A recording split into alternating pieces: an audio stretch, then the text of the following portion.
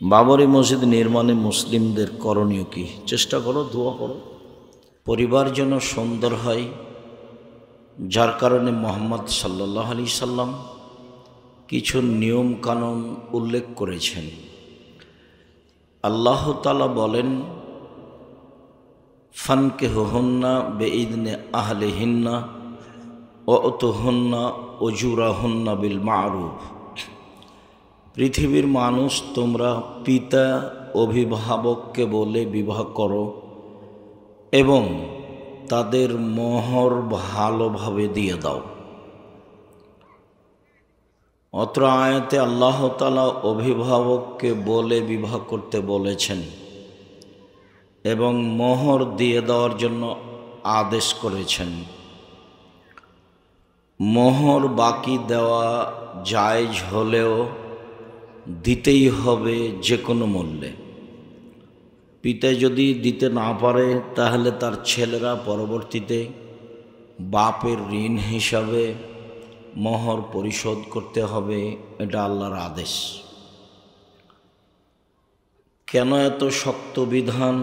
যদিও নারীদের জানা নেই, কেননা নারীদের জীবিকা নির্বাহ, লালন পালন মানুষের মতো নয়, পশু প্রাণীর মতো। পিতামাতাও বুঝতে পারেনি যে ছেলে মেয়ে লালন পালন কিভাবে করতে হবে। জাতি সমাজও বুঝতে পারেনি যে কিভাবে ছেলে মেয়ে লালন পালন করতে হবে। এক সময় মক্তব চালু ছিল সমাজে, আলিফ বেতে সে জিম হে খে বলে পড়ত। তারপরে ধীরে ধীরে বাপ মায়ের চিন্তা ভাবনা যে আমার ছেলেকে বড় ডাক্তার করতে হবে, বড় ইঞ্জিনিয়ার করতে হবে, বিদেশে পাঠাতে হবে, পয়সা ইনকাম করতে হবে, এই সুবাদে মক্তবগুলি বিলুপ্ত হতে চলেছে। আর ছেলে মেয়ে কীভাবে লালন পালন করতে হবে তা মানুষ ভুলে গেছে। যেভাবেও লালন পালন করা প্রয়োজন মনে করেছে, তাতে ফলাফলে আছে পশু প্রাণী, গরু ছাগল প্রতারক, ধোঁকাবাজ। আমি সূচনাতেই কথাটা বলে রাখি, তাহলে পরবর্তীতে বললে আরও ভালো হবে। সেটা হলো এই যে আপনি আপনার ছেলেটার মেধা ভালো মনে করছেন, মর্মে আপনি মনোযোগ সহকারে ছেলেকে পড়াচ্ছেন। ছেলে যেদিন মেট্রিক পরীক্ষা দেয় সেদিন 3 জন প্রাইভেট মাস্টার দিয়েছিলেন, রেজাল্ট ভালো হতে হবে। তো ভালো হলো, রেজাল্ট গোল্ডেন পেল, আপনিও খুশি, আপনার স্ত্রীও খুশি, বেশ 2 জন খুশি। এবার ছেলে ইন্টার পাস করার পরে যখন বিশ্ববিদ্যালয়ে ভর্তি হওয়ার চেষ্টা করলো, তখন সাবজেক্ট প্রতি একজন শিক্ষক রাখলেন। ফলাফলে ভালো হলো, ঢাকা বিশ্ববিদ্যালয়ে ভর্তি হলো, ভালো একটা মানগত সাবজেক্টে সুযোগ পেল। এক পর্যায়ে বড় ডাক্তার হলো। ডাক্তার এমনকি বিদেশ, লন্ডন, আমেরিকা গেল, দেশে ফিরে আসলো। দেশে ফিরে এসে ধরেন পিজি হাসপাতালের একটা বড় ডাক্তার হলো, 3 থেকে 5 লক্ষ টাকা বেতন হলো। তারপরেও কি আপনি জানেন ও ওই কোম্পানির ওষুধ লিখে যে কোম্পানি তাকে টাকা দিয়েছে? এবার আপনি বলেন, আপনি আর আপনার ছেলের অবস্থা কি? তাতে আমি বলেছি পশু প্রাণী নিম্ন শ্রেণীর মানুষ, আর আল্লাহ বলেছেন এরা কুকুর শ্রেণীর চেয়ে খারাপ। তাহলে আপনার ছেলে প্রতারক, ধোঁকাবাজ। এ তো বিদ্যা সিদ্ধা এগুলো কিছুই না, এগুলো এমনি প্রতারণা। জাতিকে ধোঁকা দিয়েছে, নিজেকে ধোঁকা দিয়েছে, বাপ মাকে ধোঁকা দিয়েছে। তার মানে আপনি ছেলে মানুষ করতেন জাতির জন্য, তা আপনি করতে পারেননি। আর যদি ভালো ইঞ্জিনিয়ার হয়, বড় ইঞ্জিনিয়ার, তাহলে চোর, রাস্তাঘাটে টাকা মারে খাই, বিল্ডিং তৈরি, রাস্তাঘাট তৈরি করতে ব্যতিক্রম 2-1টা, সেটা ভিন্ন কথা। তো তাহলে আপনি আপনার ছেলে মেয়ে লালন পালনের লক্ষ্য উদ্দেশ্যে পৌঁছিতে পারেননি, ভুল হিসাব। আর 2-1টা ছেলে যদি আপনার বিদেশে থেকে যায়, তো আব্দুল্লাহর বক্তব্য শুনে দেখেন, আমরা হচ্ছি ওদের গোলাম, দাস। তো তো দাসকে কোনোদিন মানুষ বড় চাকরি দেবে না। তাতে উদাহরণে বলেছে যে যারা পদ্মা সেতু করেছে, আমাদের যারা ইঞ্জিনিয়ার, দেশের যারা উচ্চশিক্ষিত, তারা হলো নিম্ন লেভেলের মানুষ, ওরা লেবার মিস্ত্রিকে চড়ায়। আমাদের যারা দেশের মেধাবী ছেলে, ভালো ইঞ্জিনিয়ার, ওরা হলো লেবারদের দায়িত্বশীল। আর যারা পদ্মা সেতু পরিকল্পনা করে তারা হলো ইহুদি খ্রিস্টান। আর আমাদের বাকি ছেলেরা লেবার। তাহলে ওরা তো আমাদেরকে দাস মনে করে, বড় কাজ আমাদের দেবে না।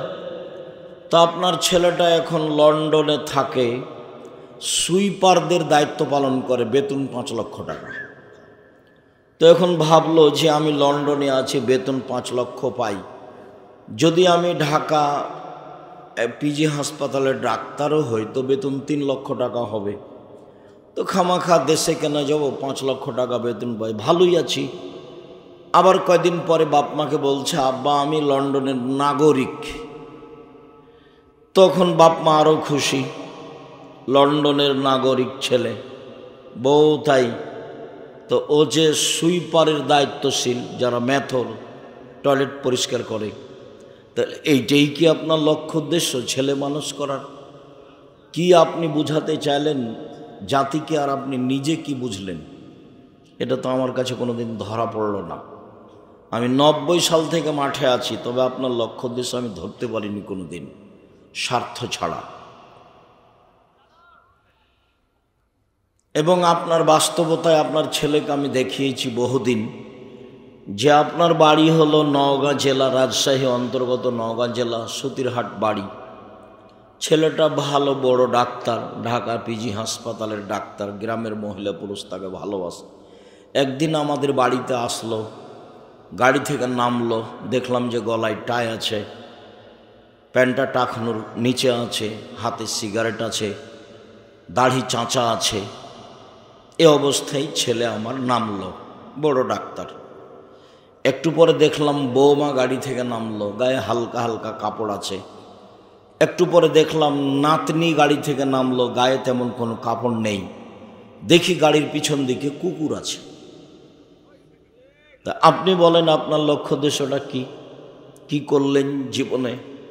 জাতিরই কি করলেন, নিজেরই কি করলেন? আমার কাছে আপনার লক্ষ্য উদ্দেশ্য কোনোদিন ধরা পড়েনি। তখন আমি নিরুপায় হয়েই বলেছি যে আপনার স্বামী স্ত্রী আর ছেলে মেয়ের অবস্থা হলো চাঁপাইনবাবগঞ্জের ভাষাতে আমও গেল, ছালাও গেল, কাঁদতে কাঁদতে 2 চোখও গেল।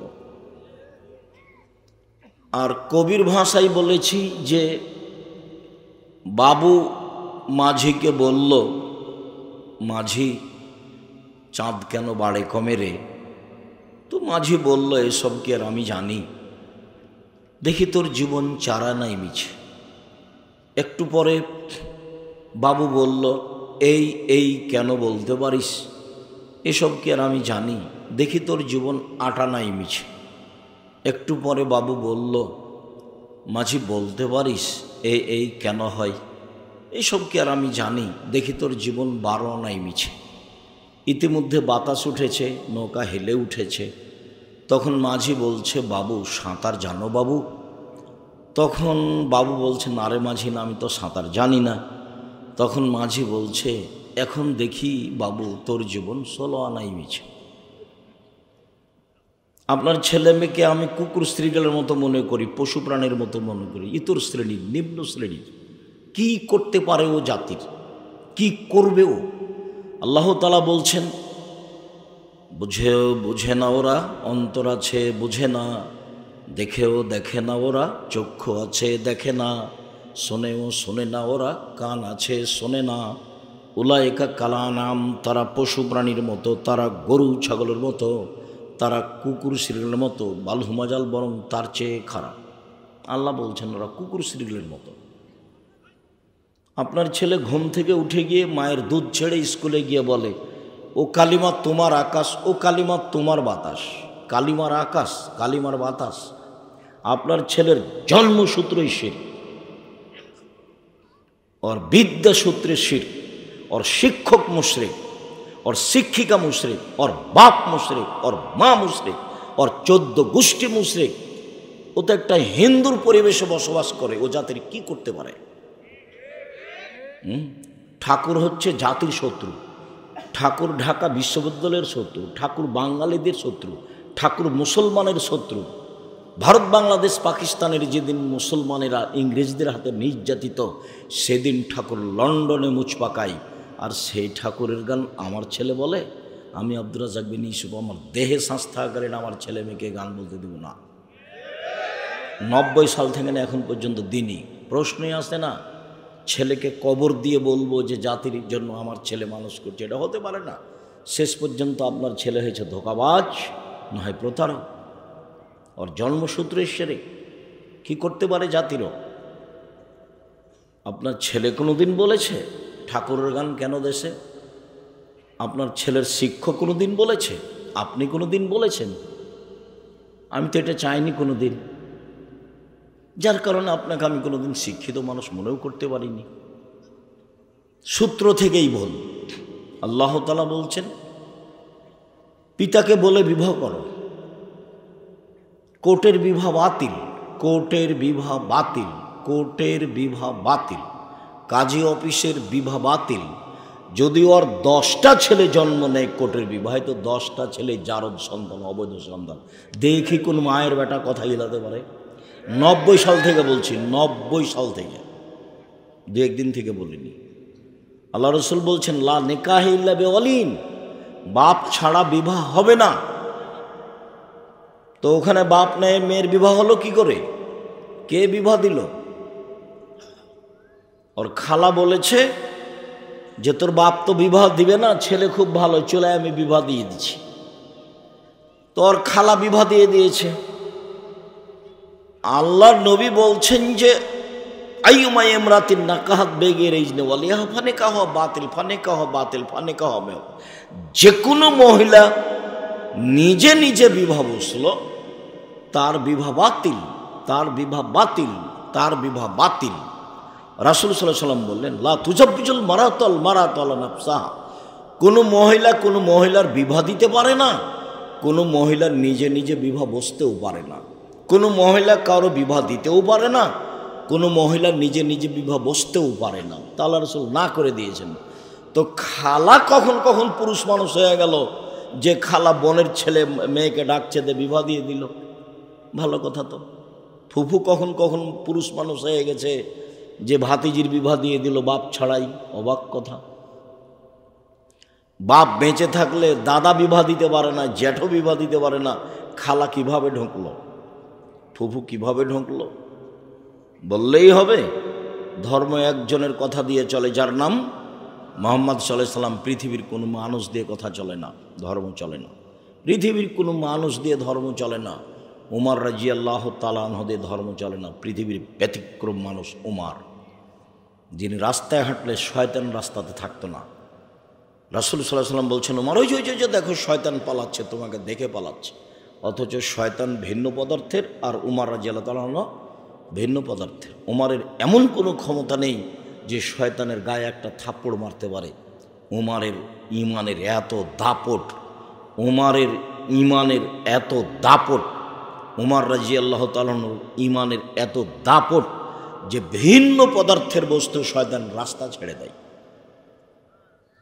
আল্লাহ নবী বলছেন, আমার পরে কেউ নেবু হলে উমর হতো, এরপরে উমরের কোনো কথা শরীয়তে চলবে না। পীর তো বহু দূরের কথা, বুজুর্গানের দিন তো বহু দূরের কথা। কোর্টের বিবাহ বাতিল, কোর্টের বিবাহ বাতিল, কোর্টের বিবাহ বাতিল। রাসূল সাল্লাল্লাহু আলাইহি সাল্লাম বলছেন যে তুমি তোমার অভিভাবক পিতাকে বলে বিবাহ করো এবং মোহর দিয়ে দাও।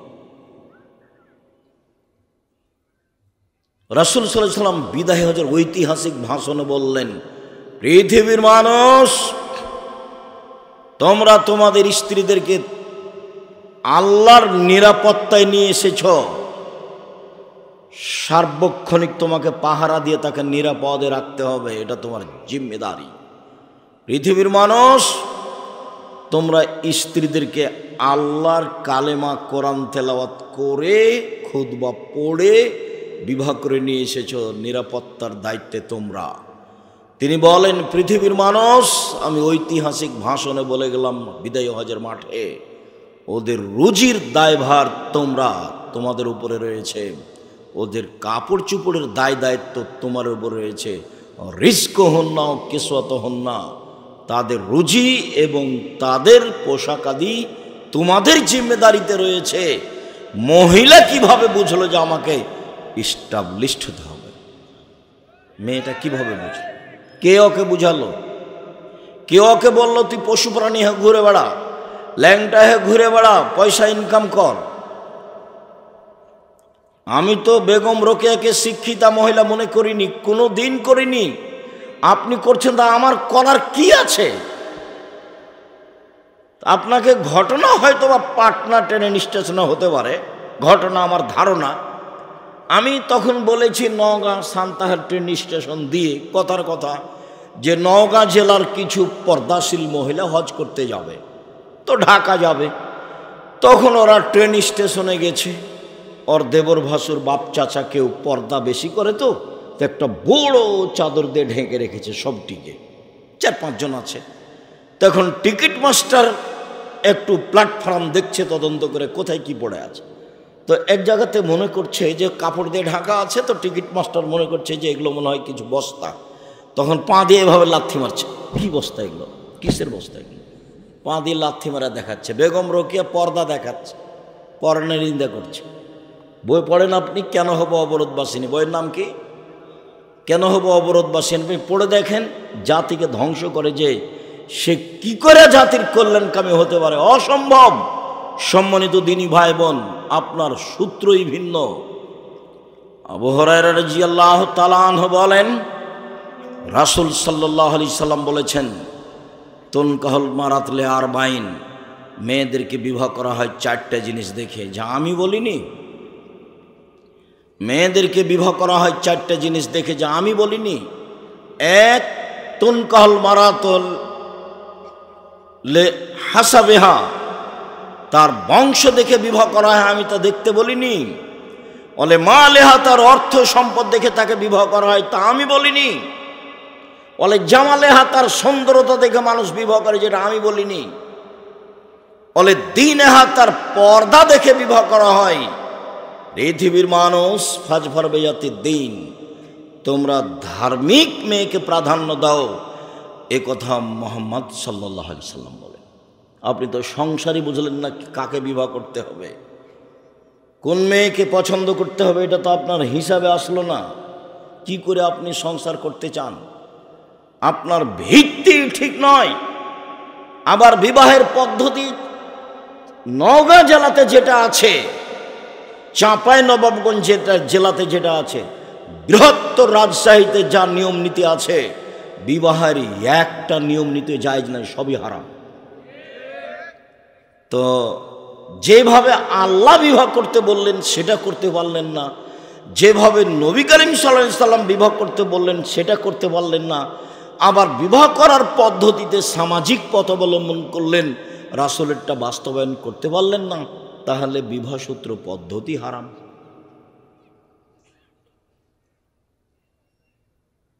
বিবাহের শুরু থেকে শেষ পর্যন্ত নওগাঁ জেলাতে যা আছে, একটা কাজও জায়েজ নয়, সব হারাম। তারপরে বউ নিয়ে আসলেন, কিভাবে বাড়ি সাজালেন। বর বাসর ঘর তো সাজাতে হবে, এটা আল্লাহ রাসূলের আদেশ। বাসর ঘর সাজাতে হবে, এটা আল্লাহ রাসূলের নিজের কর্ম। আসমা বিনতে ইয়াজিদ বলছেন যে কাইয়ামতু রাসূল আয়েশাতে লিরাসূলিল্লাহ সাল্লাল্লাহু আলাইহি ওয়াসাল্লাম, আমি আয়েশাকে কনে হিসাবে বাসর ঘরে দিব, তাই সাজালাম। কিভাবে? আয়েশা রাদিয়াল্লাহু তাআলা আনহা বলেন, আমার বিবাহ হয়েছে 7 বছর বয়সে, আমার বাসর ঘর হয় 9 বছর বয়সে। আমি আমার বান্ধবীদেরকে নিয়ে খেলাচ্ছিলাম দোলনায়। দোলনার একদিক উঁচু হলে একদিক নিচু হয়, আমরা বান্ধবীরা দোলনায় উঠে খেলাচ্ছিলাম। হঠাৎ আমার মা ডাক দিল, আয়েশা আমি দৌড়িয়ে আসলাম, তখন আমার গায়ে কিছু ধুলাবালি লেগেছিল। আমার মা সেগুলো মুছে দিলেন, দিয়ে একটা ঘরে নিয়ে গেলেন। দেখি সেখানে আনসারীদের মহিলা। বুঝতে পারলাম না বিষয়টি কি। আনসারী মহিলারা আমাকে সাজালো। কি দিয়ে সাজালো তা তিনি বলেননি।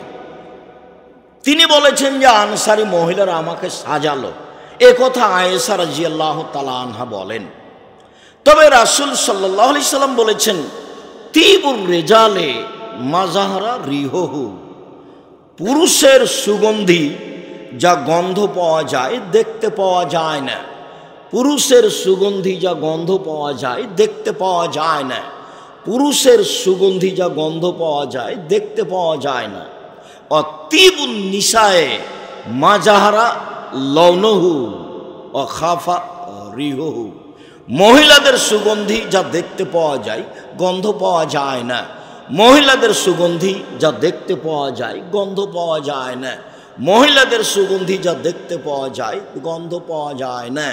তার মানে আতর ব্যবহার করবে পুরুষ, আর মহিলাদের সাজগোজ করার জন্য যা কিছু আছে বিউটি পার্লারে, পদার্থ হারাম না হলে সবই জায়েজ। তবে বাড়িতে বিউটি পার্লারে ঢোকা যাবে না। ওইখানে যে মহিলা আছে তার সামনে মাথার কাপড় নামানো যাবে না, ওটা হারাম। তো তাহলে আয়েশা রাদিয়াল্লাহু তাআলা আনহার জন্য কিছু সাজানোর ব্যবস্থা ছিল। আসমা বিনতে ইয়াজিদ বলছেন যে আমি আয়েশাকে সাজালাম রাসূলের জন্য। আমার মা, এবার আয়েশা বলছে, আমার মা একটা ঘরে নিয়ে গেলেন, তখন ঠিক 8:30 9টা হবে। বাসর রাত মানে বাসর দিনে।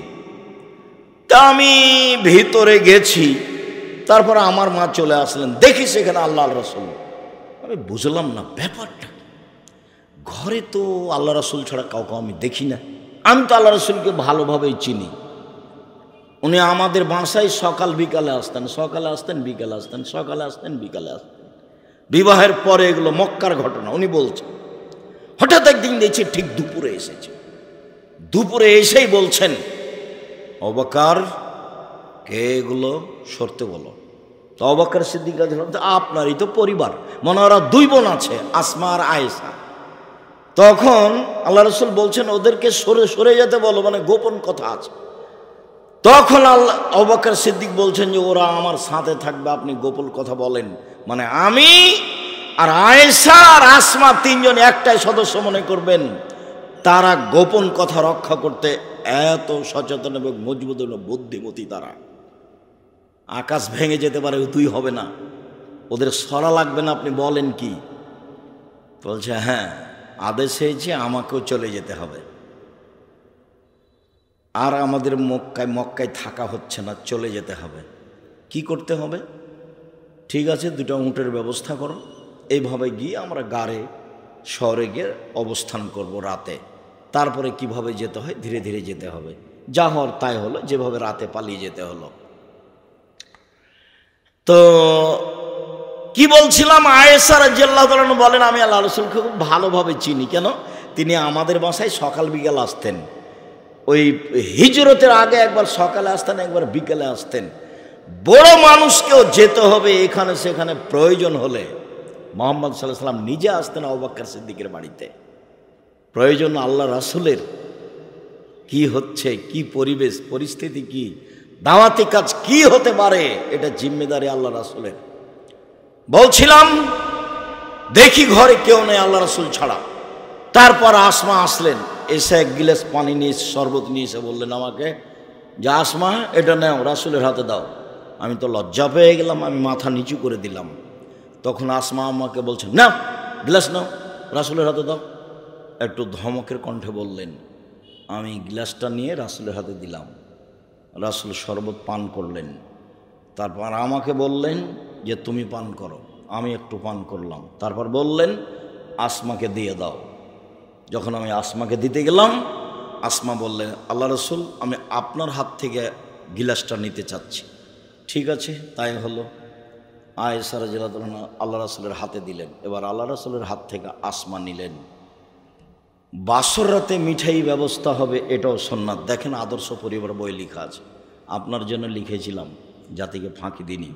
জাতির যদি রাস্তাঘাট করে দিতে না পারি, জাতির যদি স্কুল কলেজ করে দিতে না পারি, জাতিকে চূড়ান্ত সঠিক ধর্ম দিতে পারবো ইনশাল্লাহ।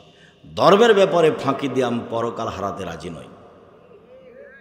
মুখে আছি, কলমে আছি, মিডিয়ায় আছি এবং শক্তভাবে আছি। দীর্ঘ 90 সাল থেকে না আজ পর্যন্ত পরিস্থিতি আমাকে কোনোদিন বাঁকা করতে পারেনি। পরিস্থিতির আমি 5 পয়সার দাম দিইনি কোনোদিন, সবসময় আছি, থাকবো ইনশাআল্লাহ। বিমানে মেয়েটা বলছে যে মাস্ক পরেন, আমি বলছি যে ধৈর্য ধারণ করো। মাস্ক পরেন মানে ধৈর্য ধারণ করো, মাস্ক পরেন, ধৈর্য ধারণ করো। 3-4 বার যখন হয়ে গেছে তখন আমি বলছি তোমাকে চাকরি দেওয়াটা ভুল করেছে মালিক, তোমাকে চাকরি দিতে হতো না। আমি যখন বিমানে উঠি তুমি দেখোনি যে আমার মুখে মাস্ক নেই, তুমি উঠতে দিলে কেন?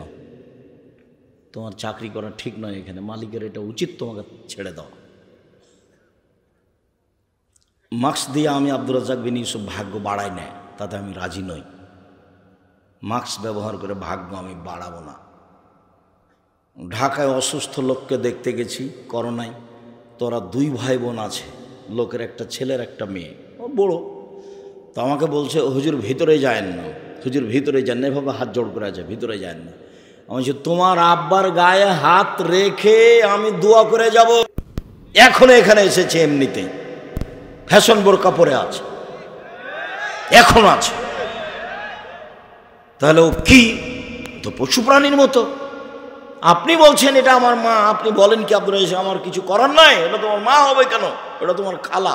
নতুন বলিনি আমি, ওকে খালা বলে ডাকবো। ও তোমাকে মানুষ করতে পারেনি, তোমার নানি তাকে মানুষ করতে পারেনি, তোমার দাদা তোমার নানা তাকে মানুষ করতে পারেনি, তাকে পশু প্রাণীর মতো করে মানুষ করেছে।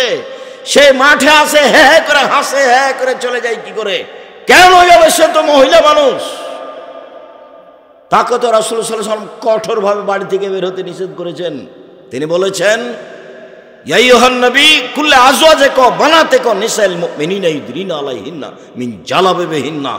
মুহাম্মদ সাল্লাল্লাহু আলাইহি সাল্লাম আপনি আপনার স্ত্রীদেরকে, মেয়েদেরকে, জাতির মেয়েদেরকে বলে দেন তারা যখন বাড়ি থেকে বের হবে তখন তারা গায়ে ভালো বড় চাদর দিয়ে শরীর ঢেকে, মুখমণ্ডল ঢেকে চলার মতো গতি রেখে তারা চলবে, এটা আদেশ, যাতে করে রাস্তার মানুষ তাকে উত্ত্যক্ত করতে না পারে। মহান আল্লাহ তাকে আদেশ করেন। আল্লাহ বলেন অকুল্লিল মুমিনাত আয়াগযুজনা আবসারহিন্না আয়াগযুজনা, মহিলাদের বলে দাও তারা যেন চক্ষু নিচু করে চলে, আল্লাহর আদেশ। মহিলাদের বলে দেন আপনি তারা যেন লজ্জা স্থানের হেফাজত করে। মহিলাদের আপনি বলে দেন তারা যখন বাড়ি থেকে বের হবে তখন যেন বুকের উপরে আরো একটা অতিরিক্ত চাদর ব্যবহার করে, আল্লাহর আদেশ। বাড়ি থেকে কিভাবে বের হবে সে আদেশ আল্লাহর আছে। ওয়াইজা সালতুমুহুন্না মাতান ফাসালুহুন্না মিন ওয়ারাই হিজাব। পৃথিবীর মানুষ মহিলাদের কাছে যদি কিছু চাইতে হয়, তাদের সাথে যদি কথা বলতে হয়, তাহলে অন্তরাল থেকে বলো পর্দা থাকতে হবে, অন্তরাল থাকতে হবে। দেবরের সাথে মোটরসাইকেলে এসেছে, সে আবার শিক্ষিতা, ও পশু প্রাণী, ও গরু ছাগল, ও ইতর শ্রেণীর মানুষ, ও নিম্ন শ্রেণীর মানুষ, ও ইতর শ্রেণীর মানুষ, ও শিক্ষিত নয়। ইন্নামা যাক্কারু উলুল আলবাব, শিক্ষিত মানুষ উপদেশ গ্রহণ করে। সম্মানিত দিনী ভাই বোন, বলছিলাম মহান আল্লাহ বলেন তাদের ব্যাপারে কঠোর বাণী। রাসূল সাল্লাল্লাহু আলাইহি ওয়াসাল্লাম বলেন ফাত্তাকু দুনিয়া ওয়াত্তাকুন নিসা, পৃথিবীর মানুষ তোমরা পৃথিবী থেকে বেঁচে থাকো এবং নারী থেকে বেঁচে থাকো। পৃথিবীর মানুষ তোমরা পৃথিবী থেকে বেঁচে থাকো, এই জড় বস্তু মাটি থেকে বেঁচে থাকেন। মাটি হলো পৃথিবীতে সবচেয়ে অত্যাধুনিক যন্ত্র। এই মাটির চেয়ে অত্যাধুনিক আধুনিক যন্ত্র পৃথিবীতে আর কিছু নেই। আল্লাহ বলছেন ইয়াউমাইজিন তুহাদ্দিসু আখবারাহা মাটির ওপরে আদম থেকে নিয়ে কিয়ামত পর্যন্ত যা কিছু ঘটেছে, যা কিছু ঘটছে, যা কিছু ঘটবে সব ছবি সহ ধরে রাখছে। বিচার মাঠে top top top top top top করে মাটি কথা বলবে, এ কথা আল্লাহ বলছে। আপনার মোবাইলের মুখ নেই, তবু মোবাইল কথা বলতে পারে। মানুষের তৈরি মোবাইল কথা বলতে পারে, তো আল্লাহর তৈরি মাটি কথা বলতে পারে না? স্বাভাবিক। আল্লাহ বলছেন এই মাটি সব খবর বলে দিবে। রাসূল সাল্লাল্লাহু আলাইহি সাল্লাম বলেন, বিচারের মাঠে যেদিন মানুষ আল্লাহর মুখামুখি হবে, যখন আল্লাহ তাকে জিজ্ঞাসা করবেন, জিজ্ঞাসার সময় আল্লাহর মাঝে, ব্যক্তির মাঝে কোনো অন্তরাল থাকবে না, একবারে মুখামুখি, কোনো এরকম অন্তরাল থাকবে না, মুখামুখি কথা হবে। ওই সময় আল্লাহর সাথে কথা বলার সময় এনজুর আইমান মিনহু, সে তার ডান দিকে লক্ষ্য করবে ব্যক্তি, আপনি আমি। যখন ডান দিকে লক্ষ্য করবে, ফায়ারা মা কাদ্দামা মিন আমালিহি, পুরো জীবনের সব কর্ম দেখতে পাবে। কোথায় ভাবির সাথে মোটরসাইকেলে গেল, কোথায় গায়ে হাত লাগালো, কোথায় কি করলো, সব একবারে ঝকঝক ঝকঝক করে টকটক করে দেখতে পাবে দিনের মতো ডান দিকে। সুম্মাইয়ারা আশআমা মিনহু, তারপর বাম দিকে লক্ষ্য করবে, ফায়ারা মা কাদ্দামা মিন আমালিহি, বাম দিকে দেখতে পাবে তার সব কর্ম। যা দেখলো ডানে তা দেখবে বামে, যা দেখলো ডানে তা দেখবে বামে। সুম্মা ইয়ানজুরু তিলকা ওয়াজহিহি, তারপর সামনের দিকে লক্ষ্য করবে, তখন দেখতে পাবে জাহান্নাম। আল্লাহ রাসূল শেষ বাক্যে বললেন, পৃথিবীর মানুষ, ফাত্তাকুন নারা ওয়ালাউ বিশিক্কি তামারাতিন, খেজুরের বীজের উপরে একটা খুব চিকন পর্দা আছে সাদা, মূল অংশের নিচে বীজের উপরে একটা সাদা পর্দা আছে। এটা কি বুঝাতে পারলাম কথাটা? আল্লাহ রাসূল বলছেন, এই পরিমাণ হলেও দান করে তোমরা জাহান্নাম থেকে বাঁচো। আমার আগে যেই ছেলেটা কথা বলছিল, আমি যখন ঢুকি তখন ও বলছিল, কম হোক আর বেশি হোক আপনারা দান করে জাহান্নাম থেকে বাঁচেন। রাসূল সাল্লাল্লাহু আলাইহি ওয়াসাল্লাম বললেন, এবার তো ডান দিকে আমল দেখতে পেলা, বাম দিকে সব আমল দেখতে পেলা, সামনে দেখছো জাহান্নাম, এখন বাঁচার পথ। সব কর্ম আল্লাহ ধরে রেখেছে, বাস্তব দেখাবেন টিভির পর্দার মতো, এবং মাটি কথা বলবে। আল্লাহ বলছেন, আলিয়াউমা নাখতিমু আলা আফওয়াহিহিম ওয়া তুকাল্লিমু আইদিহিম ওয়া ইয়াশহাদু আরজুলুহুম আও তাশহাদু আরজুলুহুম। আমি বিচারের মাঠে মানুষের মুখ সিলাই করে দেব, মুখে কোনো কথা নেই, কথা বলবে হাতে, আর পায়ে সাক্ষী দিয়ে বলবে, ঠিক বলেছ হাত, তুমি যা বলেছ। অবাক হয়ে গেল না? শুধু আপনার আত্মা কষ্ট পাবে। এটার বাস্তব কেমন? একটা ঝগড়াতে আপনি ভুল করে দিয়েছেন, যে এখন সেই কথা নিয়ে বিচার হচ্ছে। এবার বিচারে বসে খালি যেই সে বলছে, ওর মুখ ভেঙে দে, কথা বলার ঢং পায় না, ওকে মার দুটো, যার যেটা মনে লাগছে সে সেটা বলছে। এখন আপনিও খুব অপমান। বলেন তো, আপনার কষ্ট পাচ্ছে কে? আত্মা। আপনি এখন বলছেন যে আসলে কথাটা ভুলই হয়েছে, কি করি যে মুখ ফসকা বের হয়ে গেছে, একটা কিছু আপনি বলছেন, তো আপনিও তো এখন বলছেন, কিন্তু কষ্ট পাচ্ছে কে? আত্মা। মানুষ মরে যাবে, তাকে কবরে উঠিয়ে বসানো হবে, লাশকে উঠিয়ে বসানো হবে না। ও বুঝলো যে আমাকে উঠিয়ে বসালো, তার আত্মা বুঝবে। লাশ তো গেছেই, লাশ তো মরে গলে নষ্ট হয়ে গেছে। কবর বলতে বাড়ির পিছন দিকে যে 3 হাত 2 হাত 2.5 হাত গর্ত করে বাড়ি কবর করা আছে, এর নাম কবর নয়। এইটাই যদি কবর হয়, তাহলে যাকে বাঘে খেলো তার কবর কোথায়? কবরস্থানে যে কবর দেওয়া হয়েছে সেটাই মূলত কবর নয়। সেটাই যদি কবর হয়, তাহলে আগুনে জ্বলে ছাই হয়ে গেল, যে তার কবর কোথায়? বলা হচ্ছে কবরের শাস্তি, আমরা দিন রাত বলছি কবরের শাস্তি। এটাই যদি কবর হয়, তাহলে যে পানিতে ভেসে হারিয়ে গেল তার কবর কোথায়? শুনুন, কবর বলতে মরার পর থেকে নিয়ে বিচারের দিন পর্যন্ত লম্বা সময়ের নাম হলো কবর। আলামে বারজাখ, বিচারের দিন পর্যন্ত তাকে শাস্তি দেওয়া হবে, ও বুঝবে আমাকে শাস্তি দেওয়া হচ্ছে, তার আত্মা বুঝবে। শুনুন এই ছেলেরা, এই দেখো তো যেখানে মহিলারা আছে এখানে কথা বলছে নাকি, একটু শরম হওয়া দরকার, একটু লজ্জাবোধ। ওই যে এভাবে এসেছে, কঠোরতা তো আপনাকে করতে হবে, ওকে তো সতর্ক বাড়িতে করতে হতো।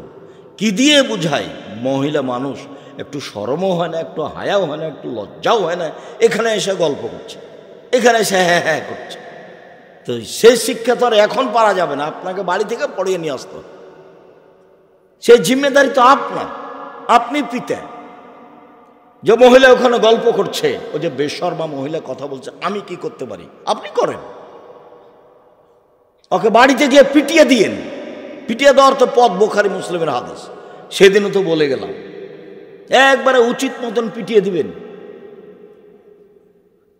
সেদিন তো দেখালাম আপনাকে বুখারী মুসলিমের হাদিস, কেন ভুলে যাচ্ছেন? ওই যে আয়েশা রাদিয়াল্লাহু তাআলা আনহা বলেন, আমরা এক সফর থেকে আসছিলাম, হঠাৎ করে আমার গলার হার, হ্যাঁ ছেলে, ওই ছেলেটা ভিতরে কি নিয়ে ঘুরছে? শরম হয় না আপনাদের? চোখে পড়ে না?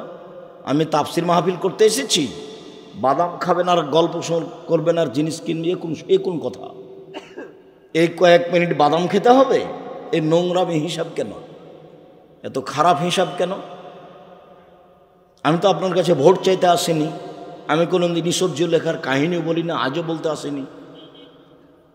20 বছর 30 বছর আগে যা দেখেছেন আজকেও তাই। আমি কথা বললে আপনার অনেক কথা মুখস্থই আছে, মনে হয় যে হ্যাঁ এর কথা তো শুনেছি। আমি তো কোনো নতুন কথা বলতে পারি না। কোন সাহস ওই ছেলে ঘুরে আর আপনি তার বাদাম কিনেন আর বসে খান? এই কোন হিসাব? আমি আল্লাহ রসুলের কথা বলছি আর আপনি খাচ্ছেন মানে? বাড়িতে গিয়ে ওকে পিটিয়ে দিয়েন যে হ্যাঁ হ্যাঁ করছে, তাকে পিটিয়ে না দিলে মুনাফেক আপনি, আপনি কথা মানেন না। আরে পিটিয়ে দিতে হবে, বুখারী মুসলিমের হাদিস।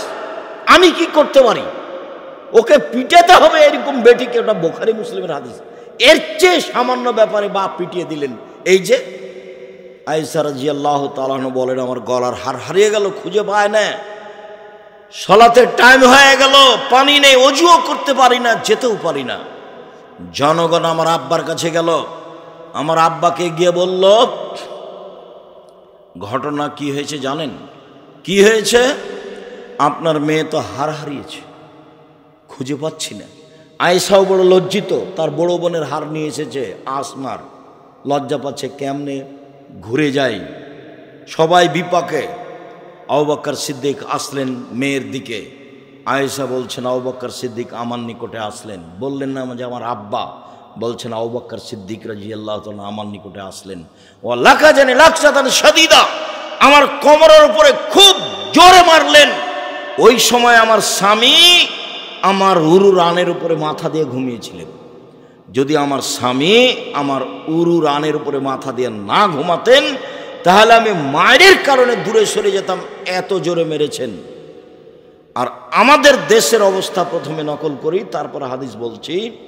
আমাদের দেশের শ্বশুর যদি দেখে মেয়ের ওখানে গিয়ে যে মেয়ের উরু রানের উপরে মাথা দিয়ে জামাই ঘুমাচ্ছে, তাহলে ওই দিকে যাওয়া তো দূরের কথা, পাল্টা এভাবে ঘুরবে।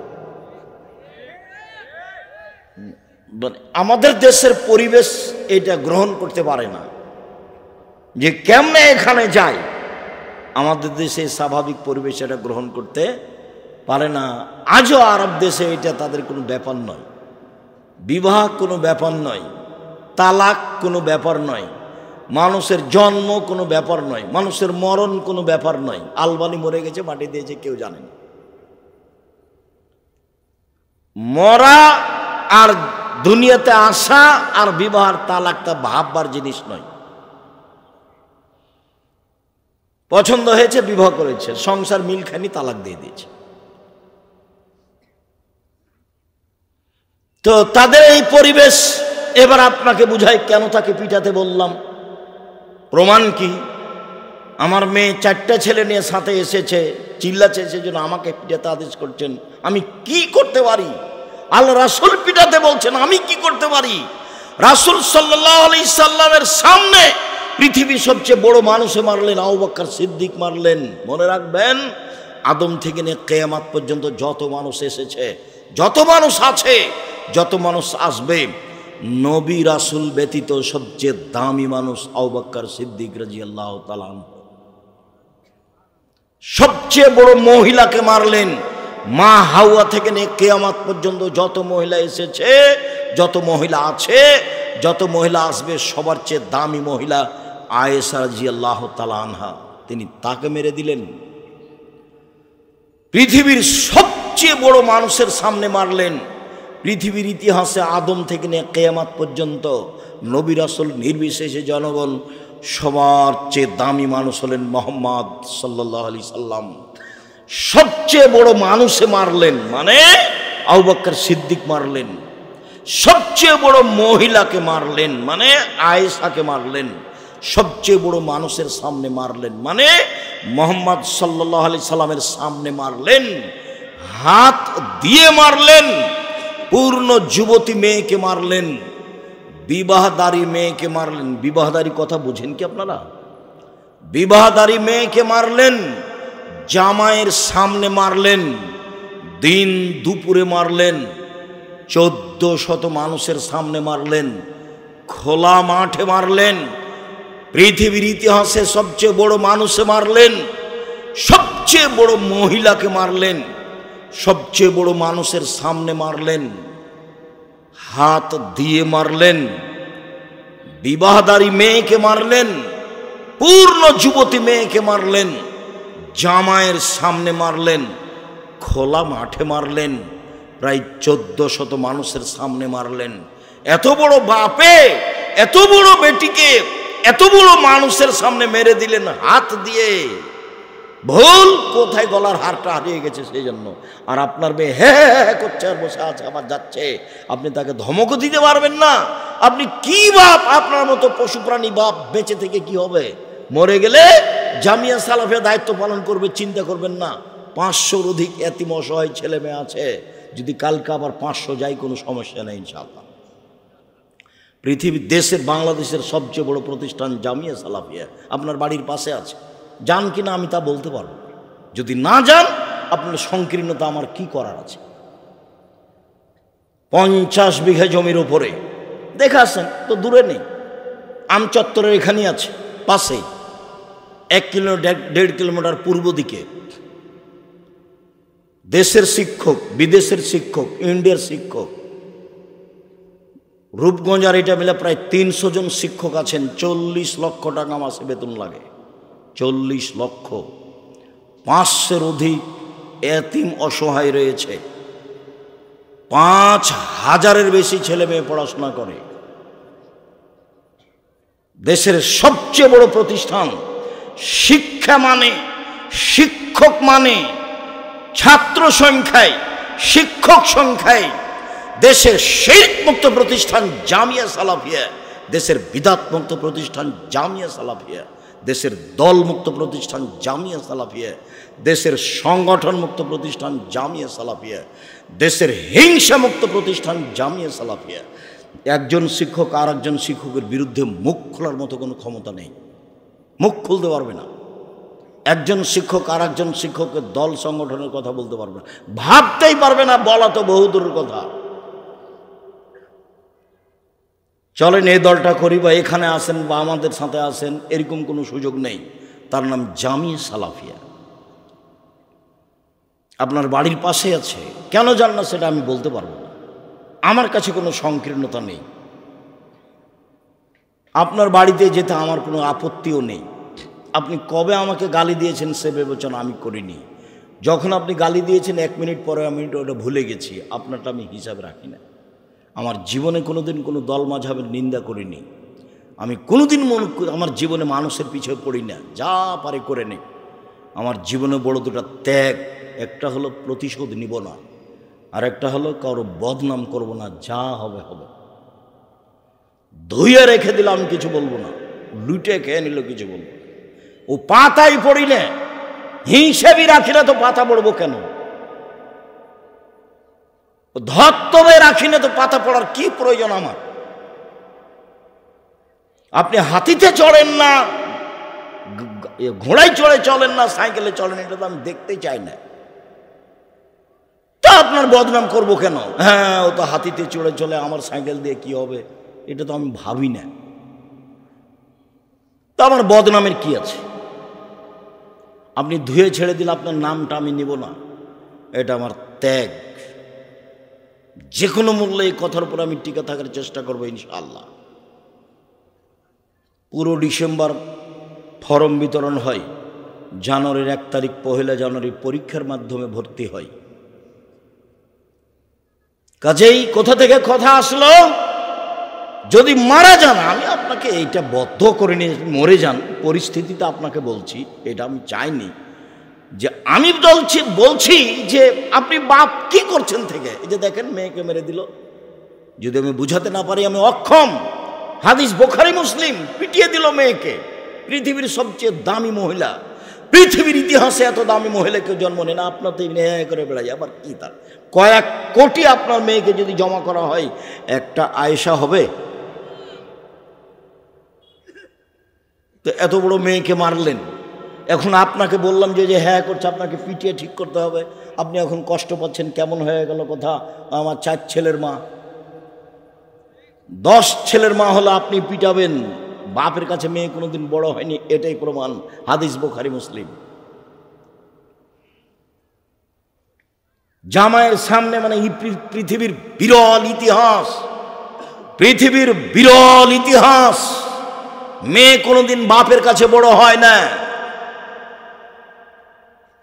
মেয়ের বয়স বেশি, বুড়ি হয়ে গেছে, এরপরও তার বাপ বেঁচে আছে, তাকে পিটিয়ে দিবে। তার প্রমাণ এটাই হাদিস। মেয়ের সব সময় বাপের অধিকার আছে, মেয়েকে কন্ট্রোলে নিয়ে আসবে, সংশোধন করবে। তাহলে তো ভালো হবে পরিবার। তাহলে এখানে এসে হইচই করবে কেন? জিম্মেদার তো আপনি, আমি কি করতে পারি?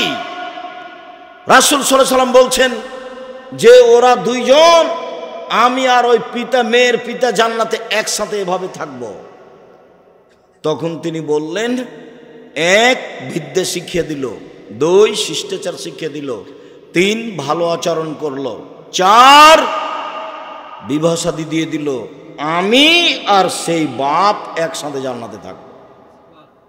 আমি কি করতে পারি? শিষ্টাচার শিখাতে হবে। ওই মুহাম্মদ সাল্লাল্লাহু আলাইহি ওয়াসাল্লাম বলছে, দরজায় লাঠিটা ঝুলিয়ে রাখো, ছেলে মেয়ের জন্য লাঠি ঝুলিয়ে রাখো। মেয়ে যদি একবার হ্যাঁ করে, তাহলে বুঝবে যে পিটন হবে। লাঠিটা ঝুলিয়ে রাখতে বলছেন মুহাম্মদ সাল্লাল্লাহু আলাইহি ওয়াসাল্লাম। আবার বলছেন, লা তারফু আসাকা আদাবান মিন আহলিক, তোমার পরিবারের উপরে শিষ্টাচারের লাঠি উঠিয়ে নিও না, পরিবারের উপরে শিষ্টাচারের লাঠি রাখো।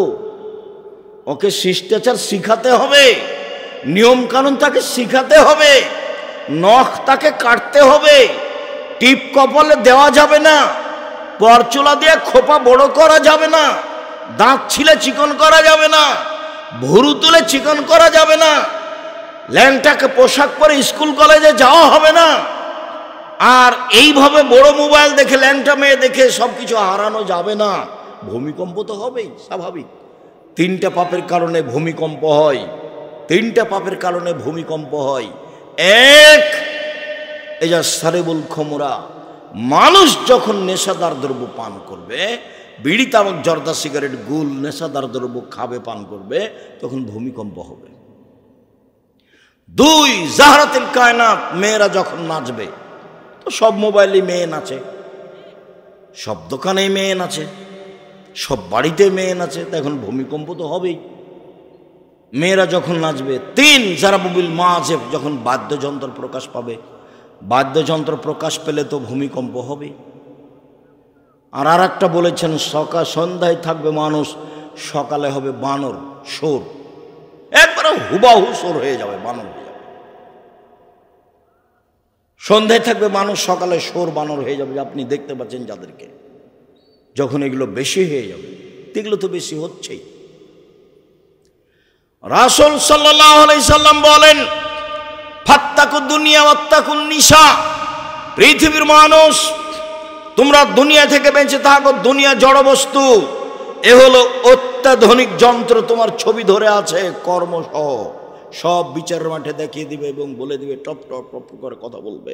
আল্লাহ বলছেন পৃথিবীর মানুষ সৎ থাকুন, নিশা মহিলা থেকে বেঁচে থাকো, সাবধান, মহিলা তোমার জীবন ধ্বংস করে দিবে, তোমার পড়াশোনা নষ্ট করে দিবে।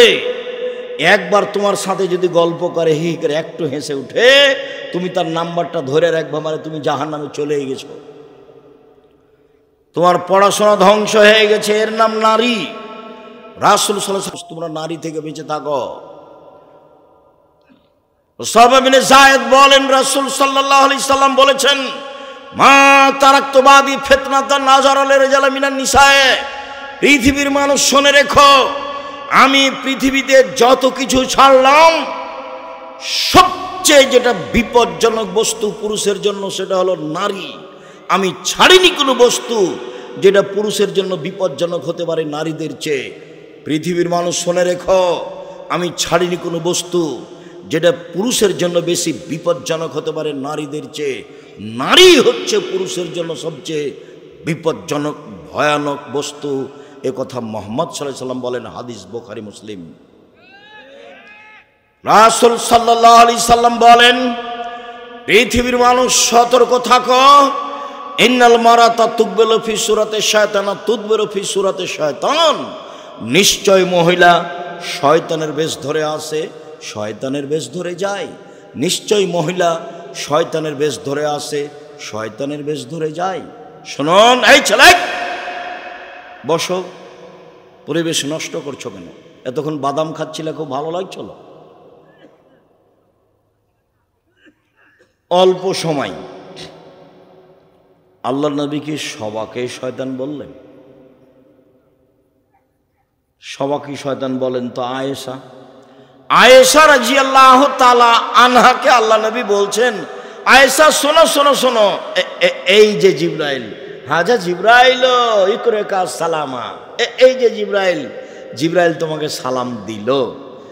তখন আয়েশা বলছেন, ওয়ালাইহিস সালাম ওয়া রাহমাতুল্লাহি ওয়া বারাকাতুহু ফাতারা ওয়ালা নারা, আমিও বলছি জিবরাইলের উপরে শান্তি, জিবরাইলের উপরে নিরাপত্তা, বরকত। আপনি তো জিবরাইলকে দেখতে পান, আমি তো দেখতে পাই না। আপনি তো জিবরাইলকে দেখতে পান, আমি তো দেখতে পাই না। আপনি তো জিবরাইলকে দেখতে পান, আমরা তো দেখতে পাই না। এক বিছানে তিনজন, জিবরাইল, মুহাম্মদ সাল্লাল্লাহু আলাইহি সাল্লাম, আয়েশা রাদিয়াল্লাহু তাআলা, এক বিছানে তিনজন, এক ল্যাপের নিচে তিনজন, এক খাটে তিনজন। মুহাম্মদ সাল্লাল্লাহু আলাইহি সাল্লাম, জিবরাইল আলাইহিস সালাম, আয়েশা রাদিয়াল্লাহু তাআলা। আল্লাহ রাসূল বলছেন, আয়েশা এই যে জিবরাইল, এভাবে বলছেন, হাজা জিবরাইল, এই যে জিবরাইল, মানে বিছানায় আছে।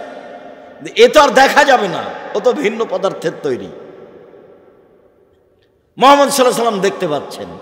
আমি আপনাকে কি বলতে চেয়েছি, আল্লাহ রাসূল সবাকেই কি বললেন শয়তান? দেখেন তো আয়েশার কত সম্মান।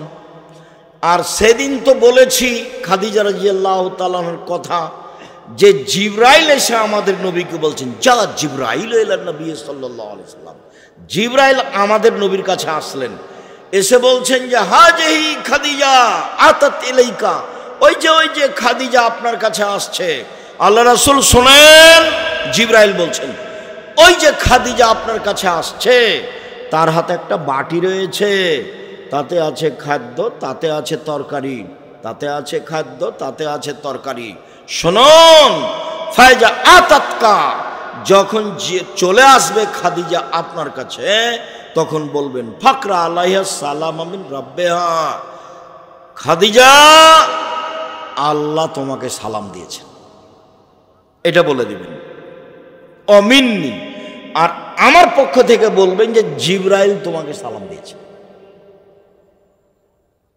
অবাসসারা বাইতিন ফিল জান্নাহ, আর একটা সুসংবাদ দিবেন যে খাদিজা তোমার জন্য জান্নাতে একটা ঘর বানানো হয়েছে, হীরা মুক্তা মাণিক্য দিয়ে, যেখানে হইচই নেই, যেখানে কষ্ট ক্লেশ নেই। বুখারী মুসলিম। ইনি হলেন খাদিজা রাদিয়াল্লাহু তাআলা। তা আল্লাহ রাসূল কি খাদিজাকে বললেন যে শয়তানের বেশ ধরে আসো, শয়তানের বেশ ধরে যাও? তো যে হে করে আসলো, এবার তুমি বলো কেমন? আবার গল্প করতে করতে চলে যাচ্ছ, তুমি বলো কেমন? এখন যে বক্তব্য শুনতে এসে গল্প জমাইছে, তুমি বলো কেমন? আমার কি বলার আছে? আমি আপনাকে দেখতে বলছি যে বুখারী মুসলিমের সাথে হাদিসের সাথে আপনার স্ত্রীর মিল খায় কিনা, আপনার মেয়ের মিল খায় কিনা। তাহলে এই জীবন কেমন? এটা পশু প্রাণীর মতো জীবন। বুঝেও বুঝে না ওরা, অন্তর আছে বুঝে না, বুঝা দরকার। দেখেও দেখে না ওরা, চক্ষু আছে দেখে না, দেখা দরকার। শোনেও শোনে না ওরা, কান আছে শোনে না, শোনা দরকার। উলায়েকা কালানাম, তারা পশু প্রাণীর মতো, তারা গরু ছাগলের মতো, তারা কুকুর ছেলের মতো, বালহমাজাল বরং তার চেয়ে খারাপ। কি জীবিকা নির্বাহ এটা? এটা কি? যেভাবে আপনার ছেলে মেয়ে পড়াশোনা করছে, যেভাবে চলছে, এটা কি হলো? রাসূল সাল্লাল্লাহু আলাইহি সাল্লাম বলেন, ইয়াকুমুল মুগিবাত, শোনো, যেই মহিলার স্বামী বাড়িতে নেই সেখানে যায় না, নইলে বিপদে পড়ে যাবা। রাসূল সাল্লাল্লাহু আলাইহি সাল্লাম বলেন, ইয়াকুমুদ দুখুল আলান নিসায়ে, মহিলা যেখানে আছে সেখানে যায় না, নইলে বিপদে পড়ে যাবা। তখন একজন সাহাবী বলছেন, আল্লাহ রাসূল, আলহামদ, দেবর তাহলে কি করবে? দেবর কি বাহিরে খাবে? ও কি বাহিরে থাকবে? ও কি মাঠে কুঁড়ি ঘর বানিয়ে থাকবে? ওর কি অবস্থা হবে? মানে যা হয় তো বাড়ির সদস্য। তখন আল্লাহ রাসূল বলছেন, আল্লাহ হামল মত, দেবরকে ভয় করতে হবে মরণের মতো, মানে সতর্ক। দেবরকে ভয় করতে হবে মরণের মতো, মানে সতর্ক। তো মোটর সাইকেলে এসেছে দেবরের মোটর সাইকেলের পিছনে, এটা কি ভয় করা হলো? একসাথে ভ্যানে চাপাচাপি করে এসেছে, এটা ভয় করা হলো না। এটা হলো কুরশ্রীগালের মতো, এটা হলো গরু ছাগলের মতো, এটা হলো পশু প্রাণীর মতো। আপনাকে আমি কষ্ট দিতে চাইনি। আল্লাহ রাসূল বলছেন, ইন্না মিন আসরাতি সাআতি ইরফাল ইলম, পৃথিবী ধ্বংসের লক্ষণ হলো বিদ্যা উঠে যাবে। আপনি যাকে বিদ্যা বলেছেন সেটা বিদ্যা নয়। আল্লাহ রাসূল বলছেন, ওয়ানজুল জাহাল, মূর্খতা বর্ষণ হবে, মূর্খতা বর্ষণ হবে। আমরা তো জানি যে বৃষ্টি বর্ষণ হয়। কি বর্ষণ হয় ভাইজান? বৃষ্টি বর্ষণ হয়। আল্লাহ রাসূল বলছেন মূর্খতা বর্ষণ হবে। তাহলে মিলাবেন কি দিয়ে? কিভাবে মিলাবেন? ওয়াকসুরা শারবুল খামরে, মদ পান বেশি হয়ে যাবে। ওয়াইকলার রেজাল, পুরুষ কমে যাবে। ওয়াকসুরা নিসা, মহিলা বেশি হয়ে যাবে। হাত্তা এখন আলে খামসিনা ইমরাল কাইমুল ওয়াহিদ, একজনের অধীনে থাকবে 50 জন নারী। 50 সংখ্যা নয়, হাজারো নারী থাকবে একজনের অধীনে। এই বোকা ছেলের সাথে 50 জন মেয়ে গল্প করে জেনার, তখন মনে করছে যে এরা শুধু আমার সাথে গল্প করে। বোকা ছেলে, 50 জন নারী আরো হাজারো 50-এর সাথে কথা বলে। তার মানে ও খারাপ। তুমি যেমন খারাপ ওও তেমন খারাপ, তুমি যেমন খারাপ ওও তেমন খারাপ। খারাপের সমান সমান। এখান থেকে তোমাকে ফিরে আসতে হবে যে কোনো মূল্যে। জাতির জন্য কিছু করতে শিখো, পরকালমুখী হতে শিখো। বাপ মাকে, জাতিকে পরকালমুখী করতে শিখো। আসলে বিদ্যা অর্জন করো, বিদ্যা যেন তোমার জন্য বিপজ্জনক না হয়। রাসূল সাল্লাল্লাহু আলাইহি ওয়াসাল্লাম বলছেন, আউযু বিকা মিন ইলমিন লা ইয়ানফা, ওই বিদ্যা চায় না যে বিদ্যা উপকার করে না। ওই বিদ্যা চায় না যে বিদ্যা উপকার করে না। ওই বিদ্যা চায় না যে বিদ্যা উপকার করে না। আমিন কালবিল লা ইয়াখশা, ওই অন্তর চায় না যে অন্তর তোমার ভয়ে কাঁদে না। ওই অন্তর চায় না যে অন্তর তোমার ভয়ে কাঁদে না। আমিন নাফসিন লা তাসবা, ওই আত্মা চায় না যে আত্মা তৃপ্তি লাভ করে না। ওই আত্মা চায় না যে আত্মা তৃপ্তি লাভ করে না। আমিন দাওয়াতুল্লাহ ইস্তাজাবা লাহা, ওই দোয়া করতে চায় না যে দোয়া কবুল হয় না। ওই দোয়া করতে চায় না যে দোয়া কবুল হয় না। সম্মানিত দিনী ভাই বোন, শুনুন, অল্প সময়, আমি তো আব্দুল্লাহ বিন ফজল রাহিমাহুল্লাহ নয় যে ফজর পর্যন্ত কথা বলবো। আব্দুল্লাহ বিন ফজল নাম শুনেছেন কিনা এখন আপনারা? ও তো অনেক দিন আগের ছিলেন, ঘন্টার ঘন্টা বক্তব্য দিতেন। কিভাবে যে কথা বলতেন, শ্রোতাও বসে আছে, উনিও বলছেন। বলতে বলতে ফজর আজান হয়ে গেছে। 4 ঘন্টা 5 ঘন্টা 6 ঘন্টা বক্তব্য দিতেন। মানুষও বসে আছে, পেশাব পায়খানা ভুলে গেছে। আর আমরা তো হয় 1 ঘন্টা নয় 1.5 ঘন্টা। আপনার ঠিক মোবাইলের মতো, আপনার মোবাইলে যেমন নেশা, ওই যে আপনি রাত 12টায় চালু করেছেন মোবাইল, দেখতে দেখতে ফজর আজান হয়ে গেছে, বুঝতেই পারেননি কখন 4 ঘন্টা পার হয়ে গেছে। এটা হলো নেশা। সেখানে কোনো সমস্যা হয় না, কিন্তু এখানে বসলে শয়তান বলে যা বাইরে যা, বাইরে যা, চা শেষ হয়ে গেলো, চা বাইরে যা। ওটা শয়তান, তোমাকে যে বারবার বলছে হলো শয়তান। ওর খুব ক্ষমতা, ওকে আল্লাহ এইভাবে ক্ষমতা দিয়ে সৃষ্টি করেছে এবং ও চেয়ে নিয়েছে ক্ষমতা। আপনার আমার ক্ষতি করতে পারবে এই ক্ষমতা ও চেয়ে নিয়েছে এবং তার চাওয়াটা আল্লাহ মেনে নিয়েছেন। কিন্তু আল্লাহ বলেছেন যে দেখ শয়তান, আমি আমার সম্মানের কসম করে বলছি, আমি ইজ্জতের কসম করে বলছি, আমার মান সম্মানের কসম করে বলছি, আমার উচ্চতার কসম করে বলছি, আদমের ছেলে মেয়ে যদি আমার কাছে ক্ষমা চায় তাহলে আমি ক্ষমা করে দেব। যতবার তুই ভুল পথে নিয়ে যাবি ততবার যদি আমাকে বলে আস্তাগফিরুল্লাহ ওয়া আতুবু ইলাইহি, তাহলে আমি সেটা ক্ষমা করে দেব। সম্মানিত দিনী ভাই বোন, বলছিলাম রাসূল সাল্লাল্লাহু আলাইহি সাল্লাম যা বলেছেন তাতে মূলত আপনাকে আর আপনার স্ত্রীকে এই পরিবার ভালো হওয়ার এবং ধ্বংস হওয়ার দায়িত্ব দিয়েছেন। আপনার স্ত্রীর জন্য সহজ জান্নাত, 1 5 ওয়াক্ত সালাত, 2 রমজান মাসের রোজা, 3 স্বামীকে মেনে চলা, 4 জেনায় লিপ্ত না হওয়া, জান্নাতের সব দরজা খোলা।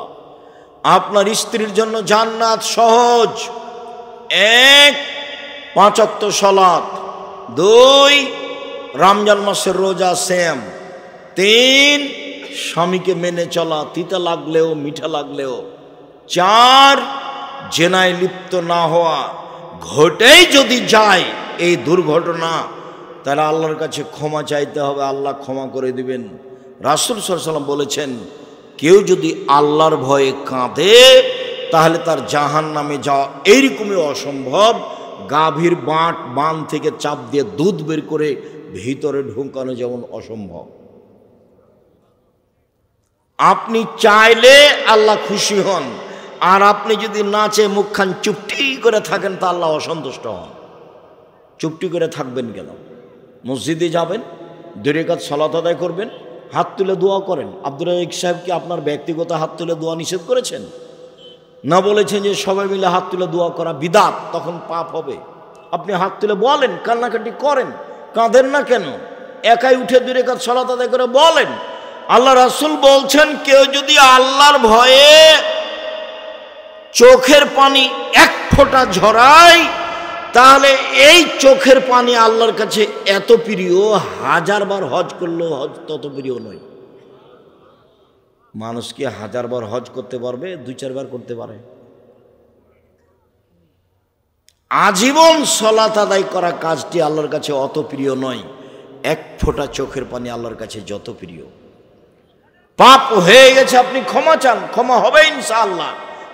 1 5 ওয়াক্ত সালাত, 2 রমজান মাসের সিয়াম রোজা, 3 স্বামীকে মেনে চলা, 4 জেনায় লিপ্ত না হওয়া। হয়েই যদি যায় তাহলে কান্নাকাটি করে আল্লাহকে বলতে হবে, ক্ষমা হবে ইনশাআল্লাহ। জান্নাতের সব দরজা খোলা, মহিলা মানুষের জন্য অনেক সুবিধা।